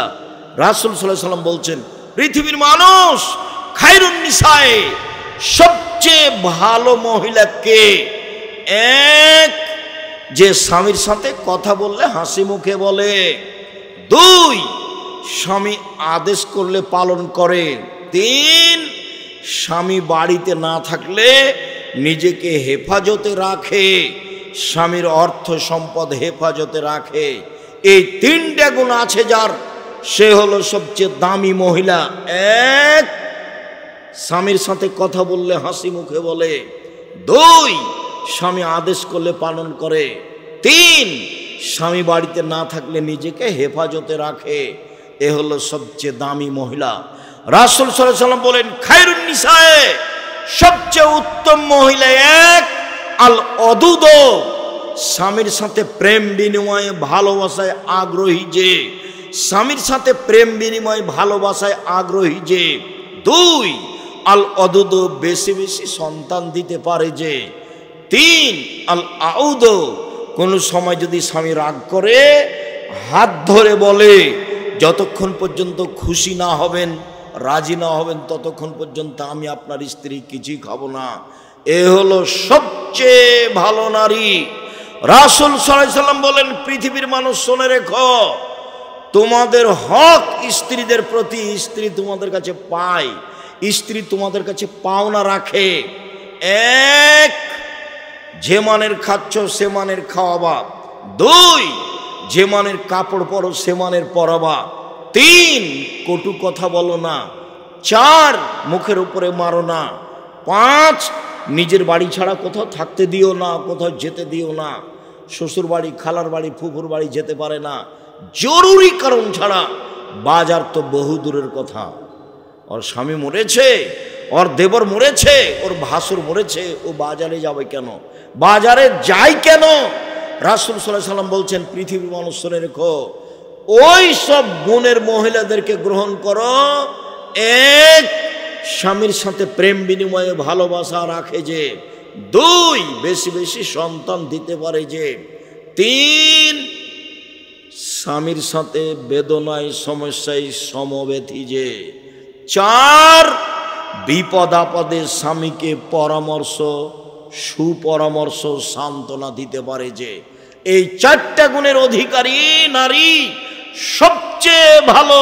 এক মিনিট, আয়েশা রাদিয়াল্লাহু, খাদিজা রাদিয়াল্লাহু তাআলা আনহা এসে বলছেন হঠাৎ করে, তার মানে ওই যে গাড়ে হিরাই তাসবিহ তাহলিল করছিলেন, গাড়ে হিরাই পাহাড়ের উপরে, হঠাৎ করে জিবরাইল এসে চেপে ধরে বলছেন পড়েন। তা আমাদের নবী বলছেন আমি পড়তে জানি না। আবার বলছেন পড়েন। তা আমাদের নবী মুহাম্মদ সাল্লাল্লাহু আলাইহি ওয়াসাল্লাম বলছেন আমি পড়তে জানি না। আবার জিবরাইল বলছেন পড়েন চেপে ধরে। তা আমাদের নবী মুহাম্মদ সাল্লাল্লাহু আলাইহি ওয়াসাল্লাম বলছেন পড়তে জানি না। তখন জিবরাইল বললেন ইকরা বিসমি রাব্বিকাল্লাযী খালাক, আপনি পড়েন আপনার সে প্রতিপালকের নামে যিনি সৃষ্টি করেছেন।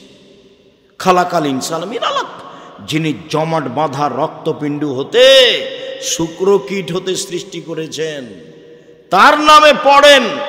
কয়েকটা আয়াত বললেন, এই যে বাসায় আসলেন, এসে বলছেন খাসিতু আলা নাফসি, খাদিজা আমি মনে হয় মরে যাব। আমার যে কি হয় খাদিজা, আমাকে কম্বল দিয়ে চেপে ধরো, খাদিজা আমাকে কম্বল দিয়ে চেপে ধরো, আমি ভয় পাচ্ছি, ভয় পাচ্ছি, আমি মনে হয় মরে যায় নাকি। তখন খাদিজা রাদিয়াল্লাহু আনহা প্রথমে বললেন কাল্লা, কখনো নয়, অসম্ভব, এটা হতে পারে না। এ দেখেন সান্ত্বনা দিচ্ছেন। আগে দুইবার বিবাহ হয়েছিল, মুহাম্মদ সাল্লাল্লাহু আলাইহি সাল্লাম 3 নম্বর স্বামী। আমাদের নবী কত নম্বর স্বামী? 3 নম্বর। আগে 2 জন পার হয়ে গেছে। প্রথমে বলছেন কাল্লা, কখনো নহে, অসম্ভব, হতে পারে না, আপনার মরণ হবে না। আপনি এত দুশ্চিন্তা ভোগ করছেন কেন? এখন আপনার মরণ হবে না। ওয়াল্লাহি আল্লাহর কসম, ওয়াল্লাহি আল্লাহর কসম, ওয়াল্লাহি আল্লাহর কসম, লা ইউযিক আল্লাহ, আল্লাহ আপনাকে অপমান করবেন না। 2 নম্বর সান্ত্বনা, আল্লাহ আপনাকে অপমান করবেন না। কেন? এক, অসহায় মানুষের সুবিধাতে থাকেন আপনি। 2, নিঃস্ব মানুষের আহার যোগান আপনি। 3, মেহমানকে খেতে দেন আপনি। 4, আত্মীয়র সম্পর্ক বজায় রাখেন আপনি। এই কাজগুলি আপনি করেন, আপনার এখন মরণ হবে না। কাল্লা, কখনো নয়। এতগুলো সান্ত্বনা দেওয়ার পরে বলছেন যদি না হয় তবে আপনি চলেন আমার চাচার কাছ থেকে ঘুরে আসি একটু, চলেন আমার চাচার কাছ থেকে ঘুরে আসি। চলো। পৃথিবীর সবচেয়ে বড় মানুষ, কিন্তু বয়স কম নয়। বয়স কত হতে পারে বলেন তো দেখি? 40। মানে এই ছোটো মোটো ছেলে নয়, 40 বছর বয়স। তো চলেন চাচার কাছ থেকে ঘুরে আসি। চলো। দেখেন তো চাচা কি ঘটনা? হ্যাঁ বলো তো মোহাম্মদ, কি ঘটনা? এই ঘটনা, গাড়ি হিরাইছিলাম। এই ওহো, ও তো জিবরাইল, ও তো নামুস, ও তো জিবরাইল, তোমাকে তো এলাকার লোক বের করে দিবে। তখন মোহাম্মদ সাল্লাল্লাহু আলাইহি ওয়াসাল্লাম বলছেন আওয়া মুখরে জিয়া, আমাকে বের করে দিবে? আমাকে বের করবে কেন? উনি বুঝেন আমার চাচি আমাকে যত ভালোবাসেন পৃথিবীর কাউকে তত ভালোবাসেন না। আমার দাদা, আমার গ্রামবাসী, আমার আত্মীয় স্বজন, উনি মানুষের ভালোবাসা খুব বুঝতে পারতেন। বয়স 40 হয়ে গেছে, বয়স 20, 30, 25 নয়। পরিবেশ বুঝতে পারতেন মানুষ তাকে কত ভালোবাসে। এই মানুষটাকে বের করে দিবে, এটা হতেই পারে না। তখন মুহাম্মদ সাল্লাল্লাহু আলাইহি ওয়াসাল্লাম বলছেন, আমার গ্রামের লোক আমাকে বের করে দিবে? কেন বের করবে? তারা বের করবে না। অস্বীকারমূলক জিজ্ঞাসা, কেন বের করবে? তখন যে বলছেন ওরাকা, শোনো শোনো শোনো, জীবনে যার কাছে জিবরাইল এসেছে, যে গ্রামের লোক, তাকেই বের করেছে। জীবনে যার কাছে জিবরাইল এসেছে, গ্রামের লোক, তাকে কি করেছে? বের করে দিয়েছে। নূহ আলাইহিস সালামকে বের করে দিয়েছে, ইব্রাহিম আলাইহিস সালামকে বের করে দিয়েছে, দাউদ আলাইহিস সালামকে বের করে দিয়েছে, সুলাইমান আলাইহিস সালামকে বের করে দিয়েছে, জাকারিয়া আলাইহিস সালামকে বের করে দিয়েছে, নূহ আলাইহিস সালামকে বের করে দিয়েছে, মূসাকে বের করে দিয়েছে, ঈসাকে বের করে দিয়েছে, আপনাকে বের করে দিয়েছে। ওই সময়তে যদি আমি থাকি তাহলে আপনার সহযোগিতা করব, কিন্তু ওই সময়তে ছিলেন না, মারা গেছেন। এ দেখেন খাদিজা কিভাবে স্বামীকে সান্ত্বনা দিচ্ছেন। আর আপনি যদি আসেন বিদেশ থেকে, কোনো ভুল হয়ে যায়, এসে যদি বলেন, শোনো খাদিজা, কি যে করিয়ে দুর্ঘটনা, তোমাকে তো যেতে নিষেধ করলাম, তোমাকে তো যেতে, কেন গেলে তুমি, কেন গেলে তুমি, কেন গেলে তুমি, তোমার স্বভাবই খারাপ, তুমি যাও কেন? হ্যাঁ, একে বউ কি করবেন? একে তালাক দিয়ে দেন। এ হস্তিনী বউ, এর কোনো বুঝ নাই। এই ছেলে, আর একটা স্ত্রীর পক্ষ থেকে সান্ত্বনা দিয়ে আমরা কথা শেষ করছি। দেখো তুমি, হুদায়বিয়ার সন্ধি, হুদায়বিয়ার যুদ্ধ গেছেন, আল্লাহ রাসূল বলছেন ফিরে যেতে হবে, যুদ্ধ হবে না। তখন ওমর রাদিয়াল্লাহু আনহু বলছেন, কেন? ইসলাম ধর্ম সত্য নয়? বলে হ্যাঁ সত্য। আপনি সত্য নবী নন? বলে হ্যাঁ সত্য। আপনি কাবা ঘরে ঢুকবে কথা বলেননি? বলে হ্যাঁ বলেছি, তবে এবছরে ঢুকবে কথা বলিনি। এবার এখানে আর কিছু বললেন না। আবু বকর সিদ্দিককে বলছেন, আচ্ছা আবু বকর সিদ্দিক, ইসলাম ধর্ম সত্য নয়? হ্যাঁ সত্য। মুহাম্মদ সাল্লাল্লাহু আলাইহি সাল্লাম সত্য নন? হ্যাঁ সত্য। মুহাম্মদ সাল্লাল্লাহু আলাইহি সাল্লাম বলেননি যে কাবা ঘরে ঢুকবো? বলছে হ্যাঁ বলেছেন, তবে এবছরে ঢুকবো এই কথা বলেননি। ঢোকার জন্য তো আসছেন। যা বলেছেন আল্লাহ রাসূলের হুবাহু শব্দ আবু বকর সিদ্দিকের। বুখারীর হাদিসে মানে অক্ষরের অমিল নেই, অক্ষর হুবাহু একটাই দুইজনের। তার মানে আবু বকর সিদ্দিক রাদিয়াল্লাহু আনহু কত উঁচু মানুষ, যদিও উমারের রাস্তায় শয়তান হাঁটে না। মানুষের মানের কম বেশ। উমার যে রাস্তা দিয়ে হাঁটতেন সে রাস্তা দিয়ে শয়তান হাঁটতো না। কিন্তু দেখেন, উমার বলছেন এই কথা আর আবু বকর সিদ্দিক বলছেন এই কথা। আচ্ছা ঠিক আছে, যা হলো হলো। আল্লাহ রাসূল বলছেন, শোনো সবাই এখন কুরবানি করো, মাথা নেড়ে করো, কুরবানি করো, কাবা ঘরে ঢুকবো না, বাড়ি ফিরে যাব, যেতেই হবে। কেউ কুরবানি করে না। এখন আল্লাহ রাসূল উম্মু সালমাকে গিয়ে বলছেন, উম্মু সালমা বড় বেকায়দা। বলে কি হয়েছে? কেউ যে কুরবানি করছে না, সবাইকে যে আমি কুরবানি করতে বলছি, সবাই বলছে যে আগে কাবা ঘরে যাব, তারপরে কোনো কথা। কুরবানি এখানে করবো কেন? ওই যে মিনা দেখতে পাচ্ছি, ওই যে আর 1-1.5 কিলোমিটার, ওই যে মিনা দেখতে পাচ্ছি, ওখানে কুরবানি করবে, এখানে করব না। সবাই একমত।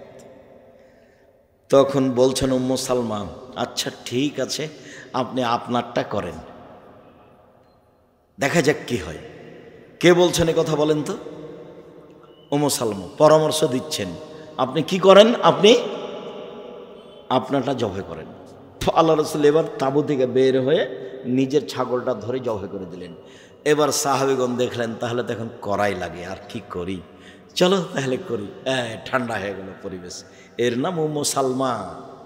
বউ একটু ভালো হতে হবে, খালি ফোহর বউ হলে হবে?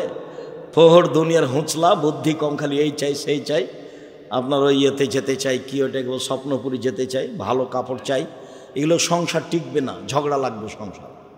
বউ এমন হতে হবে, তুমি যাতে খুশি আমি তাতে খুশি, তুমি যাতে খুশি আমি তাতে খুশি, তুমি মোটা কাপড়ে খুশি তো আমিও খুশি, তুমি চিকন কাপড়ে খুশি তো আমিও খুশি, আমার পক্ষ থেকে কোনো আপত্তি প্রতিবাদ থাকিবে না।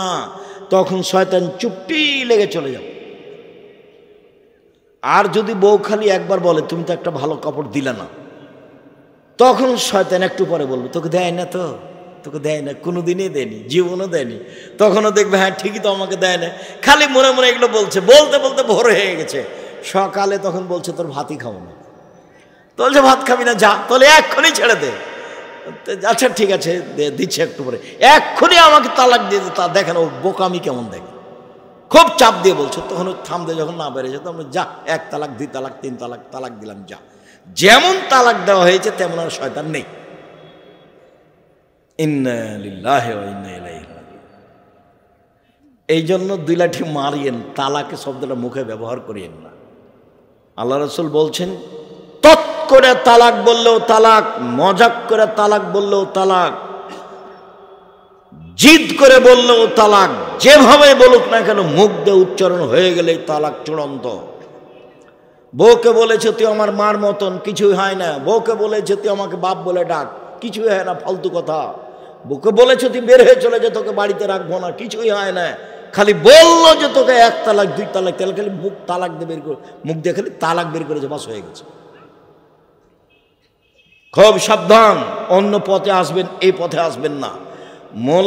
মোলাই গাছটা তুলে খেলে শেষ, আর বেগুনের গাছ তুলতে হয় না, কি করতে হয়? একটা একটু করে তুলে খেতে হয়। আর মোলাই ও শেষ, ওরা কিছু নাই, তালাক বললেই শেষ। এরকম বোকামি করা হবে না। ওকে বুঝিয়ে সতর্ক করে সংশোধন করার চেষ্টা করেন। আপনি মারতে না পারলে ওর বাপের কাছে নিয়ে যান, দে বলেন যে মায়ের একে ঠিক করেন তো। যখন কোনো মহিলা বোকামি করে, বারবার একই কথা জিজ্ঞাসা করে, আমি তখন বলি আমি আর কি বলতে পারি, তুমি তোমার আব্বার কাছে যাও, গিয়ে মোবাইলটা ধরিয়ে দাও তোমার আব্বাকে, কি করা লাগে আমি দেখছি। মোবাইলটা ধরিয়ে দাও, তোমার আব্বার হাতে একটা লাঠি দিও, তারপর পরিবেশ কী করে কন্ট্রোল করার লাগে আমি দেখছি এখন। দাঁড়া, আমি তো আর কিছু বলতে পারি না, এই চলে তোমার আব্বার কাছে নিয়ে যাও মোবাইল, ব্যবস্থা আমি করে দিচ্ছি। সম্মানিত দিনী ভাই বোন, 5 ওয়াক্ত সালাত আদায় করবেন, হালাল রুজি উপার্জন করবেন, কোরআন তেলাওয়াত করবেন, আড্ডা পিটবেন না, আড্ডা পিটা চিরদিনের জন্য হারাম। 5 ওয়াক্ত সালাত আদায় করবেন যে কোনো মূল্যে, হালাল রুজি উপার্জন করবেন যে কোনো মূল্যে, ব্যবসা করে হোক, চাকরি করে হোক, দিন মজুরি করে হোক, জমি চাষ করে হোক, হালাল রুজি উপার্জন করবেন। 2 দিন বাঁচতে এসে ব্যাংক থেকে টাকা উঠিয়ে বাড়ি গাড়ি ব্যবসা করতে রাজি নই। বাঁচার সময় তো এই কয়দিন।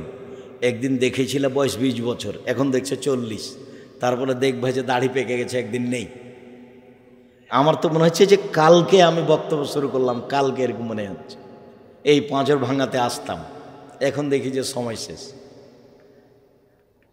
5 ভাঙাতে আমি এসেছি, তো আব্দুল সামাদ সালাফি আমাকে বলছেন, আব্দুর রাজ্জাক একটু শীতের পোশাক পরো, এইভাবে তুমি চলো কেন? গায়ে একটা গেঞ্জি থাকে, একটা পাঞ্জাবি থাকে, আর একটা গায়ে চাদর থাকে, এইভাবে চলো না, এভাবে টিকতে পারবে না। এই কালকে মনে হয়েছে মানে আব্দুল সামাদ বলছে না, আব্দুল সামাদ সালাফি, নওদাপাড়া মাদ্রাসার যিনি প্রতিষ্ঠাতা মাওলানা আব্দুল সামাদ সালাফি। সম্মানিত দিনী ভাই বোন, 1 5 ওয়াক্ত সালাত, 2 হালাল রুজি, 3 কোরআন তেলাওয়াত করবেনই, না হলে সূরা ইখলাস। 4 আড্ডা পিটা হারাম, দোকানে বসবেন না। দোকানে যাওয়ার পদ্ধতি বলেছি, আসসালামু আলাইকুম, আহমদ লবণ আছে? জি আছে। 1 কেজি লবণ দেও।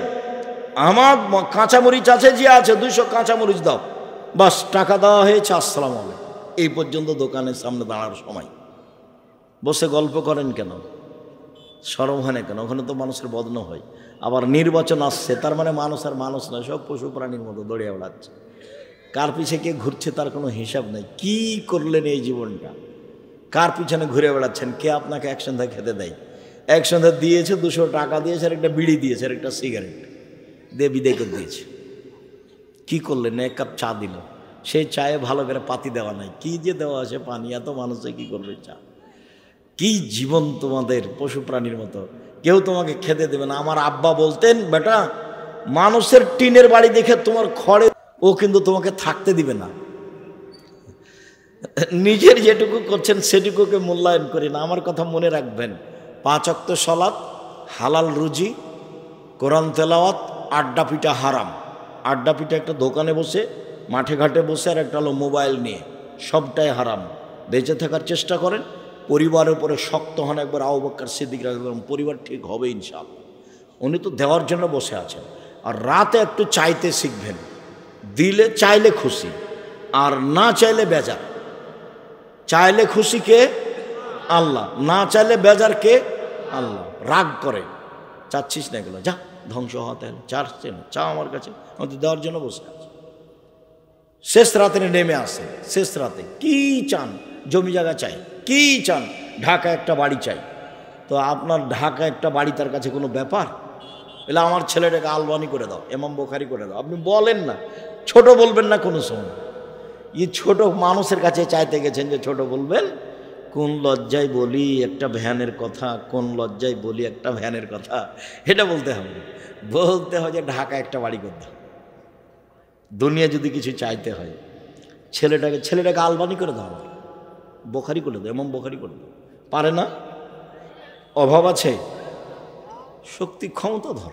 আমি চাই না, হয় না, তারপরের কথা। চাইলে কি হবে? চাইলে খুশি, না চাইলে বেজার। এটা হলো তার গতি, এটা হলো তার বিধি, এটা হলো তার স্বভাব। সপ্তম আকাশে উপর অবস্থান করেন। আপনি চাইলে খুশি, না চাইলে তিনি বেজার। দিতে পারেন তিনি আজিজ, পরাক্রমশালী। ফেরাউনকে ক্ষমা করে দিলে কেউ বিচার করতে পারে না। ফেরাউনের ক্ষমা মানে দেখে নেব কেমনে ক্ষমা হয়, এ কথা কেউ বলতে পারবে না। তার নাম আজিজ, পরাক্রমশালী। তারা গানি, সবচেয়ে ধনী, ইচ্ছে করলে দিতে পারে। নিরাশা হবেন না, জামিয়া সালাফিয়া সৈন্যের উপরে আছে।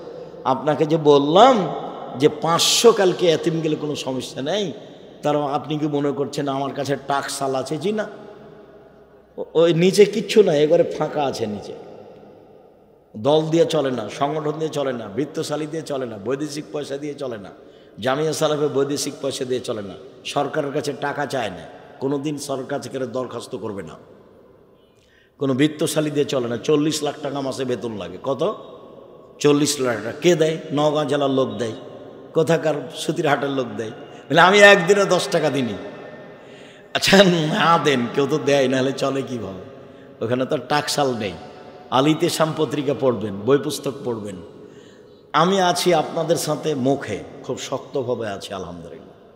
আপনাদের সাথে আমি মিডিয়ায় আছি, আপনাদের সাথে আমি বই পুস্তকে আছি, কলমে সব সময় আপনার সাথে আছি। আমি যে কোনো মূল্যে দিন ধর্মের ব্যাপারে আপনাকে সহযোগিতা করতে আমি প্রস্তুত আছি, আপনাকে পরকালমুখী করতে, এবং আপনার ছেলে মেয়েকে ভালো থেকে ভালো মানের শিক্ষা দেওয়ার জন্য আমি প্রস্তুত আছি। দামি দামি শিক্ষক, কারো বেতন 60-70 হাজার, 20 হাজার, 40 হাজার, 50 হাজার, 80 হাজার, 1 লাখ, এরকম বেতন এক একজনের। এর নাম জামিয়া সালাফিয়া। আমি এক পায়ে দাঁড়িয়ে আছি আপনার ছেলে মেয়ে মানুষ করার জন্য, যে কোনো মূল্যে ইনশাআল্লাহ। ওস্তাজি, বিড়ি সিগারেট জর্দা কি হারাম? জি, একেবারেই হারাম। ও খেলে ইবাদত কবুল হবে না, তওবা করতে হবে, আর খাবো না, সহজ পথ। বেনামাজির জানাজা করা যাবে কি? যাবে। বেনামাজি 2 ধরনের। একজন বলছেন নামাজি মানি না, বাদ দাও, নামাজ পড়া লাগবে না, এর জানাজা হবে না। আর যে শয়তানি করে, জুমার দিন একদিন যায় না, এর জানাজা করতে হবে। বোঝা গেল কথাটা কি?